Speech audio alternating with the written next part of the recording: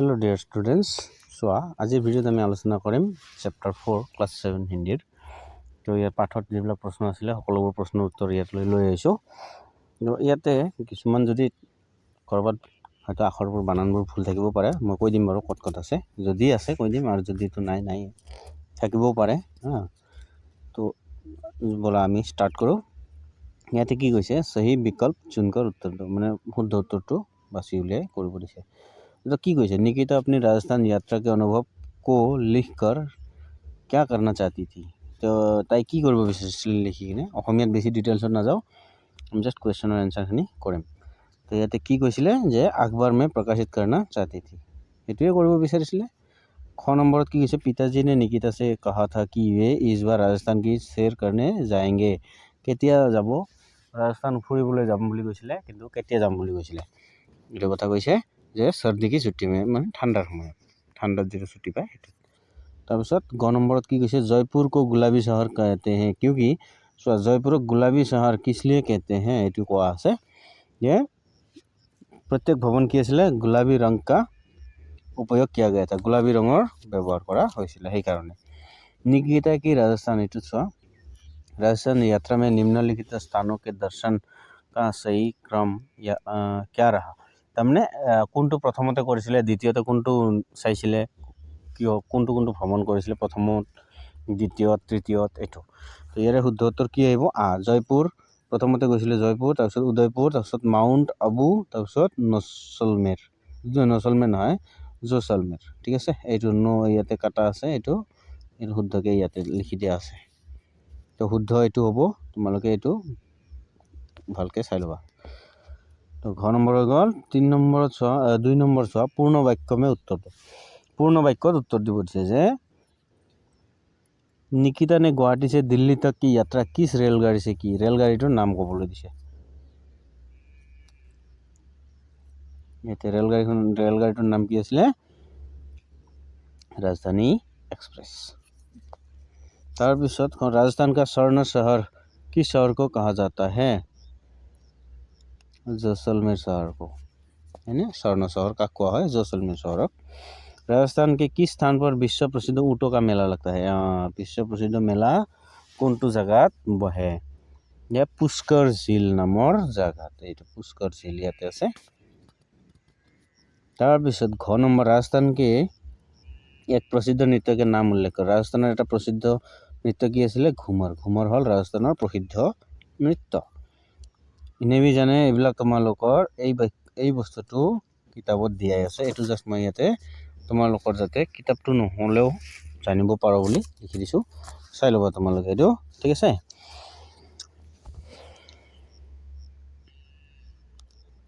এতিয়া চোৱা কিছুমান কনফিউজন ইয়াতে এটো আছে पाठ के आसपास तो पाठ के आसपास माने कि एटू निजे কৰিব লাগে হয়নে निजे की কৰিব লাগে যে पर्यटन की दृष्टि से राजस्थान की तरह असम भी एक महत्वपूर्ण राज्य है असम के मुख्यतः पर्यटन स्थलों के बारे में जानकारी हासिल करो और उनकी एक तालिका बनाओ অসমতো মানুহ কি আহে ফুৰিবলৈ আহে বহুত দূৰ দূৰণিৰ পৰা তো অসমতনো কি আছে চাব লগা দৃশ্য সেইবোৰৰ কথা কৈছে তো মই ইয়াতে জাস্ট তোমালোকৰ কাৰণে অলপমান লৈ আহিছো কাজিৰঙা নেশ্যনেল পাৰ্ক আছে তোমালোকে জাস্ট এইটো কাজিৰঙা নেশ্যনেল পাৰ্ক এইবিলাক লিখিব পাৰো আৰু ক'ব পাৰো ইয়াতে কি আছে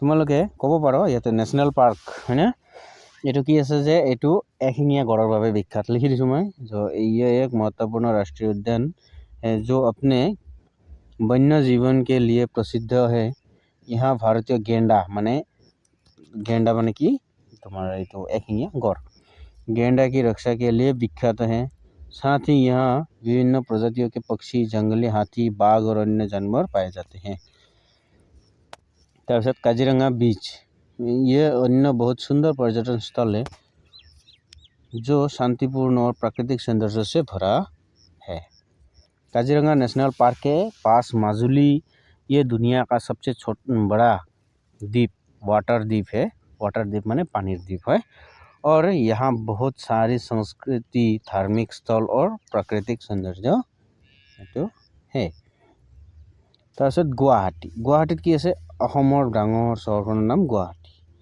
हाँ ब्रह्मपुत्र जी नेकी ब्रह्मपुत्र नदी के किनारे स्थित है। यह कामाख्या मंदिर, असम राज्य म्यूजियम और अन्य प्रमुख स्थल है। इते और बहुतो आछे सरू सरू कथा जिबुर मैं दिया नाई। तो जिखिनि लागे সেইখিনি दिसो। इमानो डिटेल्सत तुम्हालोকক माने गोटेइखिनि जानिब लागिले एन्सारটো बहुत डाঙर হৈ যায়। तो तार कारणे এইখিনি जिखिनि मेन आছিলে সেইখিনি बस्तु दिया হৈছে। ठीक আছে। এটা আছে চেৰাপুঞ্জী और मासिनराम। यहाँ की बारिशों का रिकॉर्ड है और प्राकृतिक रूप से सुंदर प्राकृतिक स्थल है। हाजो इते आमी हाजो हाजोत की আছে यहाँ बौद्ध मंदिर एटो हाजो यहाँ बौद्ध मंदिर ऐतिहासिक स्थल और भव्य दरबार शास्त्रीय संगीत के लिए प्रसिद्ध है हाजो। तारपिছত जोरहाट की আছে यह एक महत्वपूर्ण वाणिज्यिक शहर है जो चाय उत्पादन का केंद्र है। यहाँ भी ऐतिहासिक और सांस्कृतिक स्थल है। ऐतिहासिक और सांस्कृतिक वस्तुओं আছে ইয়াতে। तारपिছত কৈছে যে তিনিमुख यह एक छोटा सा गांव है जो असम के सबसे प्रिय पर्यटन स्थलों में से एक है, जहां आपको वन्य जीवन, प्राकृतिक दृश्य और अलगाव का आनंद लेने का अवसर मिलता है। तो तिनिमुख हाजोरीलाल टेम्पल माने मंदिर। तो यह एक प्राचीन वैष्णव मंदिर है जो परंपरागत भारतीय वस्तुकला में निर्मित है। और बाकी এইখিনি जस्ट কোৱা আছে नहीं ऊपर कथाखिनि চাই ইয়াতে মই এইখিনি বনাই দিয়া হৈছে। तो 2 नंबर क्वेश्चन अहाँ इतना पार्ट के आसपास। अगर तुम्हें गुवाहाटी से जयपुर की यात्रा रेलगाड़ी से करनी हो तो कौन सी ट्रेनों से जा सकते हो? अलग डांगर कर दिसो। कौन सी ट्रेन से जा सकते हो? अवध असम एक्सप्रेस जिटुर द्वारा যাব পাৰা এইটো জাষ্ট খালি ট্ৰেইনৰ নামটো হে লাগে তোমাক নহয় জানো? তোমাক কি লাগে? अवध असम एक्सप्रेस ना गरीब रथ एक्सप्रेस এইটো তাৰপিছত গুৱাহাটী গয়া বাণিজ্যিক বিশেষ এইটো ল'ব পাৰি। এইবোৰ জাষ্ট ট্ৰেইনৰ নাম আৰু নাম্বাৰ দি দিছোঁ। কিন্তু সময় সাপেক্ষে এইবোৰ কি হৈ থাকে সলনি হৈ থাকে। তুমি যেতিয়া ভ্ৰমণ কৰিবা তেতিয়া তুমি কাউণ্টাৰত গৈ এইটো টিকেট কাউণ্টাৰত গৈ বা দেউতাৰ সৈতে মাৰ সৈতে যোনে থাকে গৈ তোমালোকে কি কৰি ল'বা কনফাৰ্ম কৰি ল'বা যে কোনবোৰ যায়। তাৰপিছত কি আছে সমৰেখা এক্সপ্ৰেছ আছে, এইটো আছে পূৰ্বোত্তৰ সংক্ষেপ এক্সপ্ৰেছ এইবোৰ আছে। তো বাকি এইখিনি জাষ্ট দিয়া হৈছে কেনেকৈ যায় ৰাস্তাৰ কথা কোৱা হৈছে এইটো। এতিয়া আহোঁ 3 নম্বৰ। সো ইয়াতে মই সেইটো কাৰণে লিখিও দিছোঁ যে ये सूची जानकारी की है, ये सूची जानकारी ताज़ा जानकारी के आधार पर এইটো মানে জাষ্ট কি কৰা হৈছে নতুন নতুন যিবোৰ চলাচল কৰি আছে ট্ৰেইন সেইবোৰৰ কাৰণে দিয়া হৈছে। যদি পিছত আৰু ধৰা 2 মাহ 3 মাহত বা 6 মাহত যদি কিবা সালসলনি কৰি থাকে ৰেলৱে বিভাগে তেতিয়াহ'লে সেইটো গম নাপাম আৰু সেইটো আপডেটেড নহ'ব কাৰণ ইয়াতে এইটো কথাটো এতিয়াৰহে কথা কোৱা হৈছে নহয় জানো এতিয়া। কিন্তু এইটো পিছলৈ যদি কিবা সালসলনি হয় সেইটো পিছৰ কথা দেখা যাব। সেইকাৰণে টিকেট কাউণ্টাৰত গৈ তোমালোকে আগত কি কৰি ল'বা কনফাৰ্মেশ্যন কৰি ল'বা বস্তুটো। এতিয়া চোৱা पाठ के आसपास क्वेश्चन नंबर 3 भारत के मानचित्र में राजस्थान कहाँ है? এইটো राजस्थान ক'ত আছে? देखो और उसके चारों सीमाओं से लगे राज्यों देशों के नाम लिखो। এতিয়া চোৱা মই ইয়াতে মেপৰ ছবিটো দিয়া নাই কাৰণ মেপৰ ছবিটো যদি দিবলৈ যাওঁ এটা সৰুকৈ আহিব। তোমালোকে এক কাম কৰিবা হয়তো স্কুলত বা ঘৰত তোমালোকৰ যদি ডাঙৰ মানচিত্ৰ এখন আনি থোৱা হৈছে তাতে চাবা ৰাজস্থান ক'ত আছে।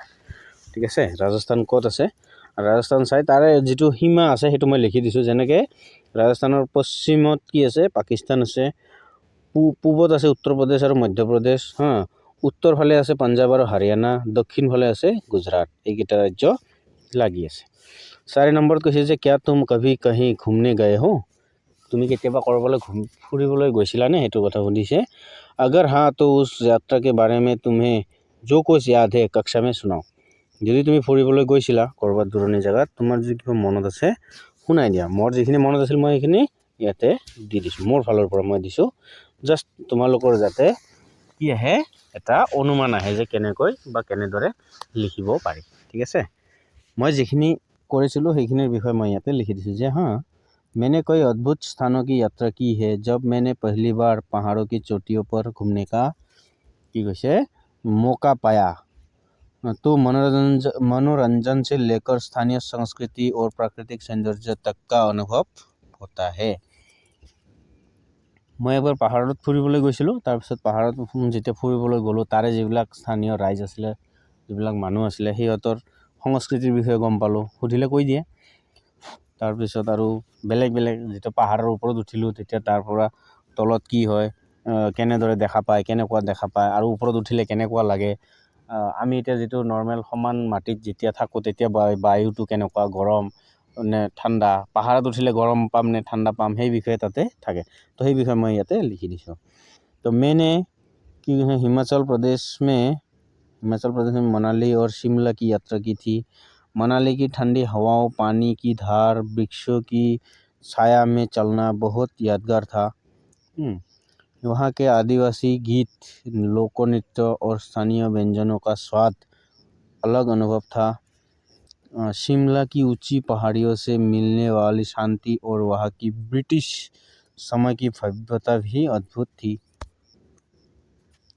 और की को आसे एक और यात्रा थी राजस्थान की जयपुर, जोधपुर और उदयपुर में। कत आसले जयपुर, जोधपुर और उदयपुर। राजस्थान की रोशनी में ताजमहल की सफ़ेदी और जयपुर के हवेलियों का आभास करना अद्भुत था। जोधपुर का नीला झीलों की खूबसूरती ने मेरे दिल को छू लिया। তাৰপিছত ये यात्रा सीखने का अवसर देती है। মানে ইয়াতে যিখিনি কোৱা হৈছে এইখিনি জাষ্ট তলত এই 2 লাইনটো সেই বিষয়ে কোৱা হৈছে যে বেলেগ জায়গাত যদি আমি যাওঁ, যেতিয়া নতুন ঠাইত যাওঁ তেতিয়া কি হয়, নতুন নতুন বস্তুৰ আভাস পাওঁ, হয়নে? তাৰে মানুহৰ কেনেধৰণৰ খাদ্য, কেনেধৰণৰ চব্জি বনাই খায়, আমি কেনেকুৱা ধৰণৰ খাওঁ, তাৰে খানাটো কেনেকুৱা, সেইবোৰৰ বিষয়ে কম পোৱা যায়।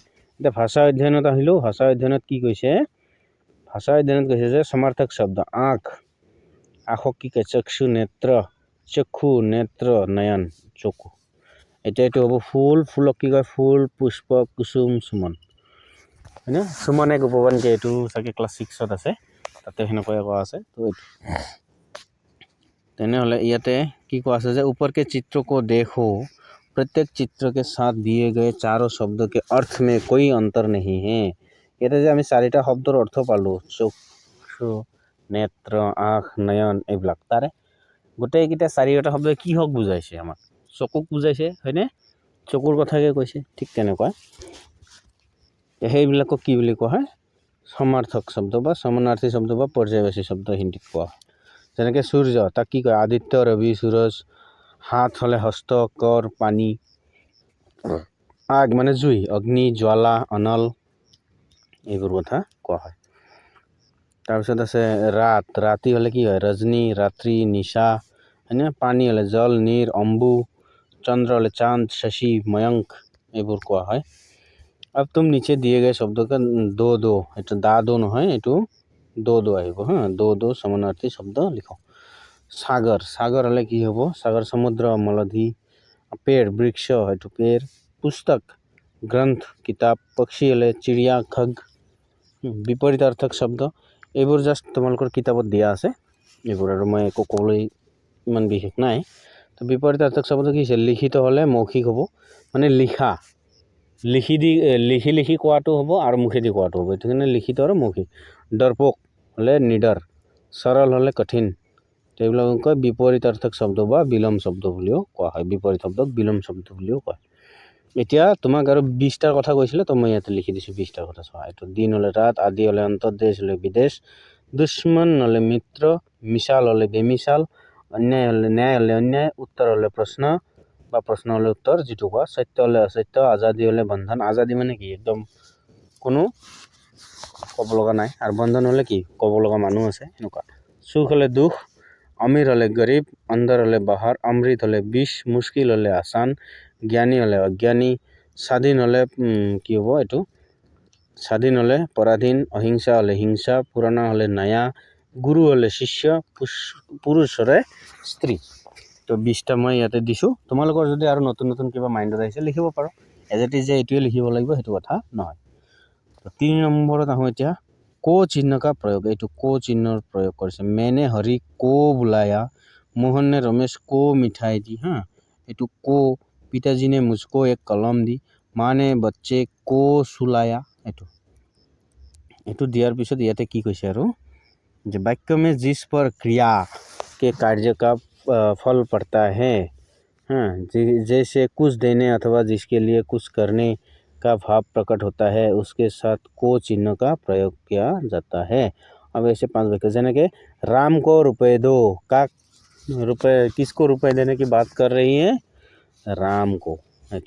भूखों को खाना दो। जो भूखा है उसको क्या दो? खाना दो। और क्या है? महेश्वर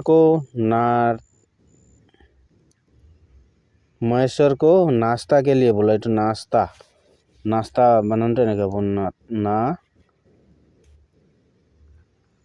एटो नाश्ता नारता हो ऐसे नाश्ता है ऐसे। महेश्वर को नाश्ता के लिए बुलाओ। किसको बुलाओ नाश्ता के लिए? महेश्वर को बुलाओ।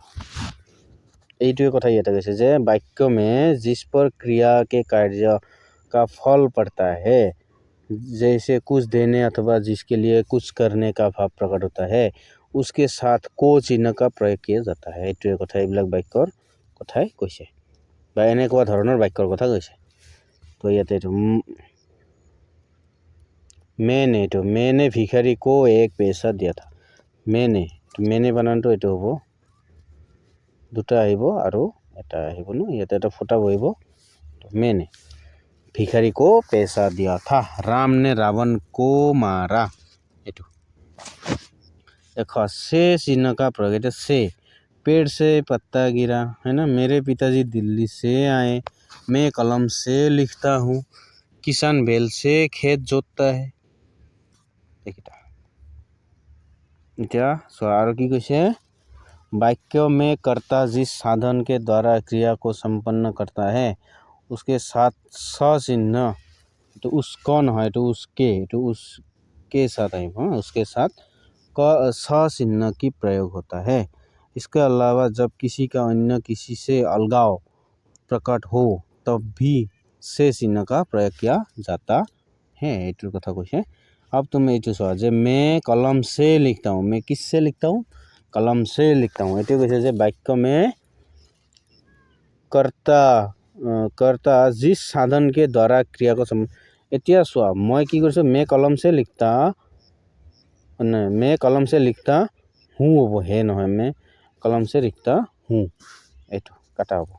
তো मैं कलम से लिखता है এইটো কেনেকুৱা ধৰণৰ বাক্য হ'ব হয়নে?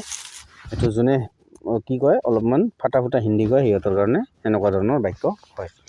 তো এইটোত কি কোৱা হৈছে? मैं कलम से लिखता हूँ। मैं किससे कार्य संपन्न किया? कलम से किया। মানে মই কিহৰ দ্বাৰাই কামটো সম্পন্ন কৰিছোঁ? কলমটোৰ দ্বাৰাই, হয়নে? वो चाकू से काटता है। তেওঁ কিহেৰে কাটি কামটো সম্পূৰ্ণ কৰিলে? চাকুৰে। এইটো চাকুৰ দ্বাৰাই। ৰতন গাড়ী से ভিৰ পৰা। তেওঁ ভিৰ পৰা কাৰ লগত লাগি গ'ল? গাড়ীৰ লগত। गंगा हिमालय से निकलती है। गंगा किहर পৰা ওলালে? हिमालयर পৰা। घर से बाहर न रहना। नरहना নহয়, এইটো न रहना, ঠিক আছে। এটা স্পেচ হ'ব লাগিছিল, ন আৰু रहनाটো এইটো এক লগত হৈ গ'ল। সেইবিলাক কথা আৰু ইয়াতে বেলেগ আৰু নাই, এইবোৰ চোৱা ইয়াতে বিশেষ নাই আৰু অলপমান আছে। তো ইয়াতে কি হৈছে? सकारात्मक नकारात्मक और प्रश्नবোधक वाक्य। এইটো सकारात्मक नकारात्मक और प्रश्न। सकारात्मक মানে ধনাত্মক বাক্য, নকাৰাত্মক মানে ঋণাত্মক বাক্য। सकारात्मक মানে কি? মই কামটো কৰিব পাৰিম বা কামটো আপোনাৰ কামটো হৈ যাব, হয়নে? এইটোক কয় सकारात्मक বাক্য। নকাৰাত্মক মানে কি? আপোনাৰ কামটো নহ'ব, মই কৰিব নোৱাৰিম। সেইটো প্ৰশ্নবোধক বাক্য। আপুনি কামটো কৰিব পাৰিবনে? আপোনাৰ দ্বাৰাই কামটো হ'বনে? বা আপুনি মোৰ লগত যাবনে? এইবোৰ বাক্যক প্ৰশ্নবোধক চিন। আৰু প্ৰশ্নবোধক হ'লে এনেকুৱা এটা চিন বহে ডাঙৰকৈ। সেইটো तो जिस वाक्य से किसी बात के होने का बोध हो उसे सकारात्मक वाक्य कहते हैं। কথাটোৰ দ্বাৰাই থাকা, जैसे हमने खाना खा लिया, वो चला गया, এইটো सकारात्मक। এতিয়া नकारात्मक वाक्य কোনবোৰ? हमने खाना नहीं खाया। खायात নাই, এটা খায়া, এইটো এক্সট্ৰাকে তো এটা লাগি গ'ল। वो नहीं गया, এইটো नहीं गया, তেওঁ যোৱা নাই, তেওঁ খোৱা নাই বা মই খোৱা নাই, এইটো কি হৈছে? নকাৰাত্মক বাক্য, ঋণাত্মক কথা। তাৰপিছত প্ৰশ্নবোধক বাক্যটো কেনেকুৱা ধৰণৰ হ'ব प्रश्न ये सीन है प्रश्नोत्तक सीन ये है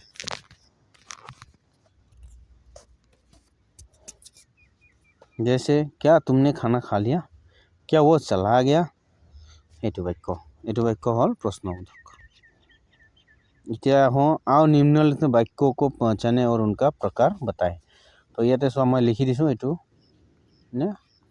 लिखि दिया आछे जस्ट खाली तुम्हारे चाई लबा मैं अलग কৈ दिसो किताब की कीमत क्या है 1 नम्बर दिसे और लास्टत की दिसे प्रश्नबोधक चिन्ह दिसे तेनहले एटु की हबो प्रश्नबोधक वाक्य हबो मैंने रेगिस्तान नहीं देखा है नहीं कथाटो आहि गल तेनहले एटु नकारात्मक आहिबो एटु नकारात्मक 2 नम्बर दिसो एटु 2 नम्बर तो सा এই वाक्य एटु 2 नम्बर प्रश्न एटु उत्तर 2 नम्बर बोली दि दिसो मैं 3 नम्बर हम राजस्थान घूमने गए थे एटु सकारात्मक वाक्य सकारात्मक वाक्य दीपा नाचना नहीं जानती नकारात्मक एटु नहीं कथा आइ गइसे नकारात्मक हो जाबो बच्चा कैसे गिर गया सो लास्टत क्वेश्चन मार्क আছে प्रश्नबोधक আছে मतलब प्रश्नबोधक वाक्य इस जंगल में जानवर नहीं है नकारात्मक वाक्य मैंने ताजमहल देखा है सकारात्मक वाक्य तो आजिर भिडिओ इमानेই आছিলে মই এটা সামৰণি মাৰিছো धन्यवाद।